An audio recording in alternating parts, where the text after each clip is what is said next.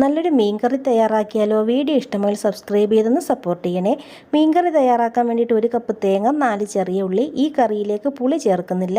നല്ല പുളിയുള്ള മാങ്ങയും തക്കാളിയാണ് എടുത്തിട്ടുള്ളത്. 2 പച്ചമുളക്, കുറച്ച് കറിവേപ്പില. നെത്തോലി മീനാണ് കറി വയ്ക്കാൻ എടുത്തിരിക്കുന്നത്. ഒരു മിക്സിയുടെ ജാറിലേക്ക് തേങ്ങയും ഉള്ളിയും ഇട്ട് കൊടുക്കാം. ഇതിലേക്ക് പൊടികളായിട്ട് 1 ടേബിൾ സ്പൂൺ മുളക് പൊടിയും, 1 ടീസ്പൂൺ മല്ലിപ്പൊടി, 1/4 ടീസ്പൂൺ മഞ്ഞൾപ്പൊടി, 2 നുള്ളു ഉലുവ, ആവശ്യത്തിനുള്ള ഉപ്പും ഇട്ട് കുറച്ച് വെള്ളം ഒഴിച്ച് നല്ലതുപോലെ ഒന്ന് അരച്ചെടുക്കാം.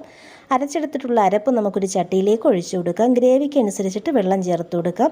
ഇനി നമ്മൾ കട്ട് ചെയ്തെടുത്തിട്ടുള്ള തക്കാളി, മാങ്ങ, പച്ചമുളകെല്ലാം ഇട്ട് ഹൈ ഫ്ലെയിമിൽ നല്ലതുപോലെ ഒന്ന് തിളപ്പിച്ചെടുക്കാം. തിളച്ച് വരുമ്പോൾ നമുക്കിതിലേക്ക് മീനിട്ട് കൊടുക്കാം.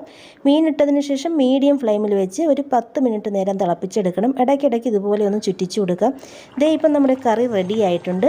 ഇനി കുറച്ച് കറിവേപ്പിലയും 2 ടേബിൾ സ്പൂൺ വെളിച്ചെണ്ണയും ഒഴിച്ച് ഒരു 5 മിനിറ്റ് മൂടി വെച്ച് കഴിയുമ്പോൾ രുചികരമായിട്ടുള്ള നെത്തോലി കറി റെഡി ആയിട്ടുണ്ട്.